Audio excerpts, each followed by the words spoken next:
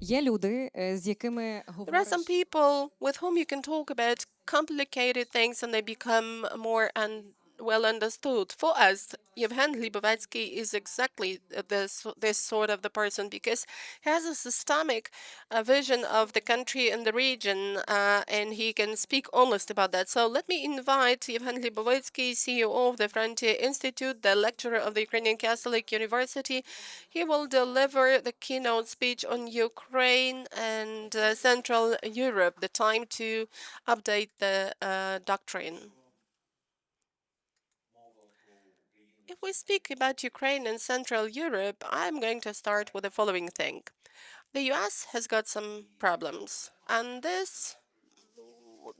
one of the problems is not the one you have just thought about.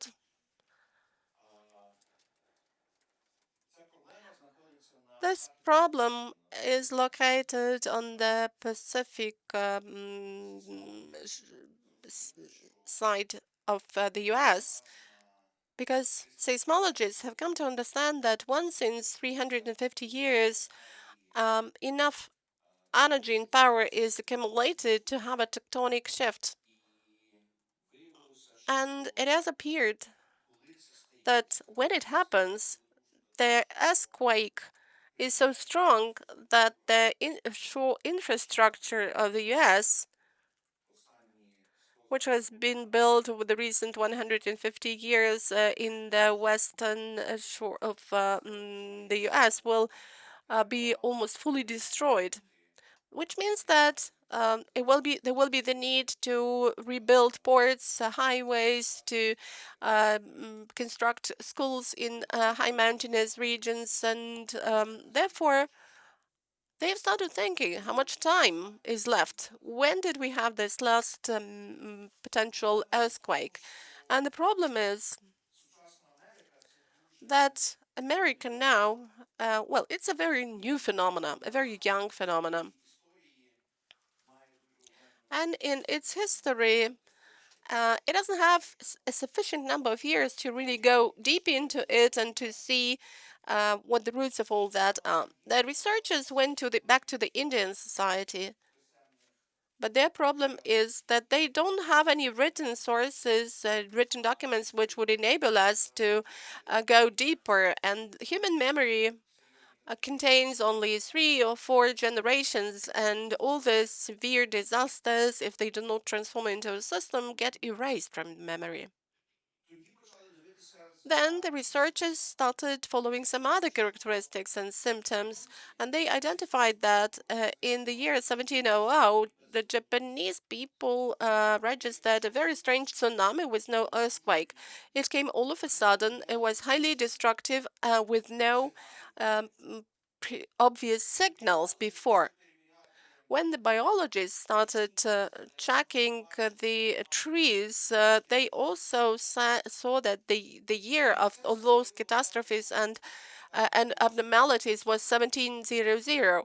So this created a certain space for architects and rescue men to do their work, which means that we can more or less classify it all by generations.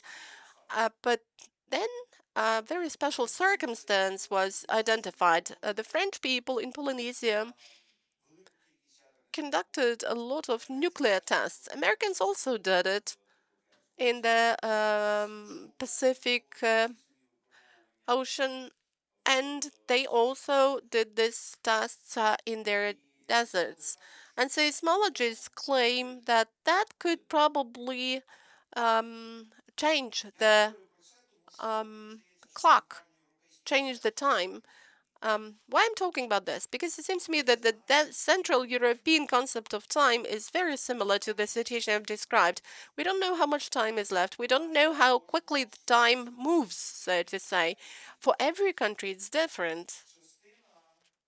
Some societies actually trying to live in their past. Some societies are trying to look for the present, and some societies are trying to move forward. However, there appears a very serious limitation because we don't know what time we are in now because we've had such tectonic disruptions that actually change the whole um, chronology. For some, it was liberty, getting liberty. For some, it was a collapse of empires. For some, it was the threat to their existence in general or the threat to their identity. And they lost the opportunity to function as a nation. And even inside countries, we also have very different time zones and ideas of time. There is a great difference between Ukraine and other countries of the region lies in the fact that some part of Ukraine considers itself to be Central Europe, but some parts of Ukraine do not think that they belong to Central Europe. And inside Central Europe, this feeling is also different. What we know about Central Europe is the fact that Central Europe does not exist as a standard concept. It exists as a set of parts of mosaics. It exists as eclectics, as a mixture, as a puzzle, as a combination of very different things. But time really plays the key role here because as we have seen it now, almost after 40 years, of almost 40 years after the collapse of the communism, we can see that it's not enough to become free, to gain liberty in order to start living in the time which you understand, the time where you know where you are. Some parts of Central Europe still live in the past. It's difficult to live in the past if you don't have this golden age, so to say. And one of the things that keeps uniting Ukraine inside is something that is probably is not on the radars of international expertise. This is the fact that it's very difficult for us to get to an agreement regarding our past. It's so much difficult that therefore it becomes easier to understand for everyone that it's better to focus on the future because it's easy for us to agree on our future, and that is the point for our staying together. How do we reinvent modern Europe? I think that in this room, a lot of people will refer to Kundera, Czeslaw Milosz, and Larry Wolf. So I will try to avoid the mentions of these people and of this discourse in general. I would like to speak about the frontier, the time after the second line, so to say.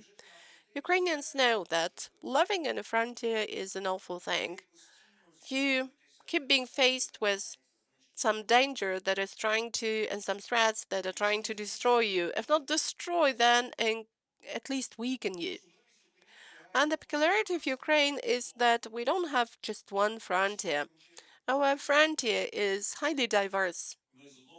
On the one hand, we have an aggressive enemy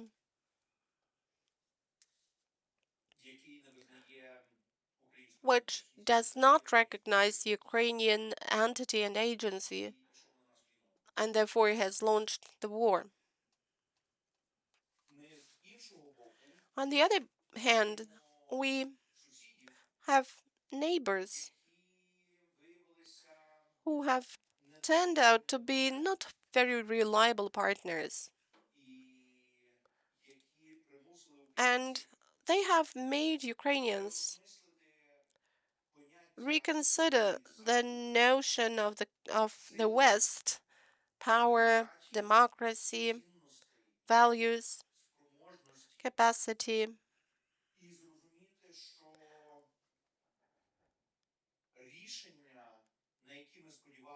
And we have come to understand that we expected that some adult people from the US and from Europe will come and help us with this, but that was all in vain. We had those expectations, but they did not come true. First of all, we've got an issue with the very term "will help." Help. What does help mean? Also, we have a problem with the term "will come" and the problem with adults. These notions, these three notions with which we have issues. Several years ago, the Ukrainian intellectual mainstream was praying for NATO and was hoping so much that NATO would, in some way, ready to accept Ukraine because that is our common security interest. Ukraine has got partners, including great partners, but it doesn't have allies. And new concepts that are being happily discussed at different conferences, like the still occupying, well, they claim that, okay, dear Ukrainians, we will give you some resources, but let you keep bleeding in your territory. Let the enemy destroy your infrastructure while we go on living perfectly well. The history of Central Europe shows us that this is exactly the way resentment is planted and poisoning is planted, and in future generations, this may transform into distrust, hatred, not readiness to recognize someone. So this is a way for poisoning the whole political system. One day, rational voters um, should themselves by passing a decision which will result in no well-being. But it all of a sudden appears that they are happy about their choice and they don't want actually to change anything about that. We've seen it in Central Europe, in other European countries, many a time.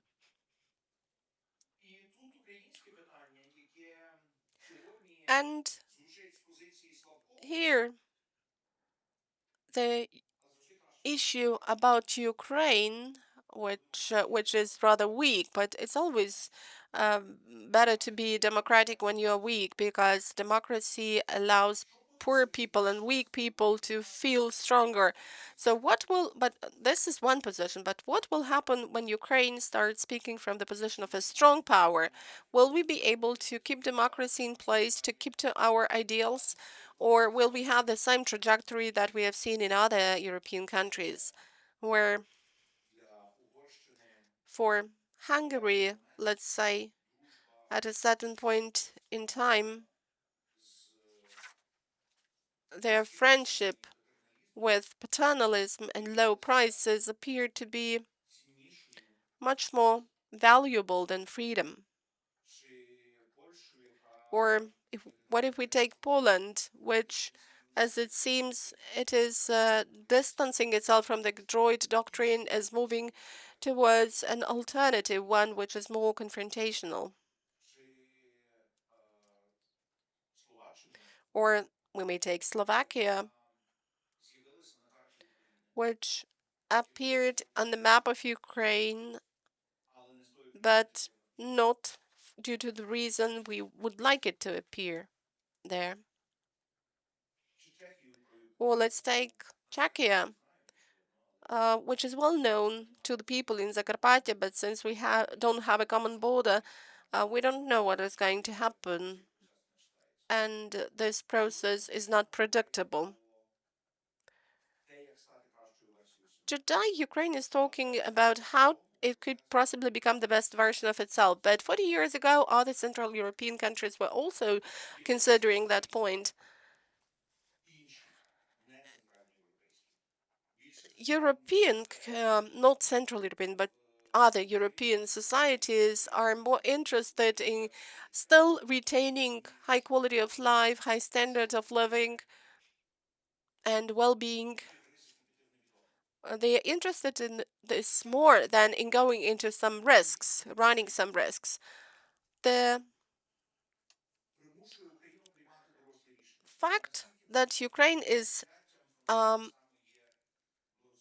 a young country is like a minor against adults. But this young nature of Ukraine allows Ukraine to keep strong decisions. We know that the system is fragile, it can break. We realize it on a daily basis when we go through different new sections of cemeteries which are abandoned in our flags. We know this from the news, we know this from the stories shared by our friends, we know this from the air alerts which we have already learned how to ignore.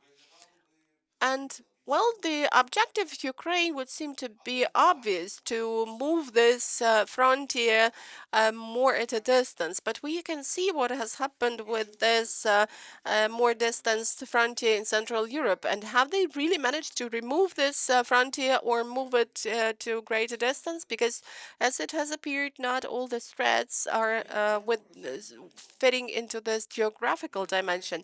We're going into uncertainty together. We don't know what our time looks like. We don't know what our space looks like. And we are not quite sure of what our common mission, what our shared mission is. If we have a look at the European integration in categories of marriage and spouse, this creates some ground for concern. I think that discussions like the one we're having today here are really important because through those discussions we can find a way out, we can find a pathway forward. The uniqueness of Europe, amongst other things, lies in the fact that it all the time finds an opportunity to reconsider itself, to reinvent. It knows how to seed um, ideas as plants. It knows how to flourish. It knows how to work with the new spaces where opportunities appear. That is the way it happened in the continent. That is the way it happened in the North America, and I hope very much that it is going to happen this way here. So let me wish you good talks and serious doubts. Thank you. Thank you, Yevhen.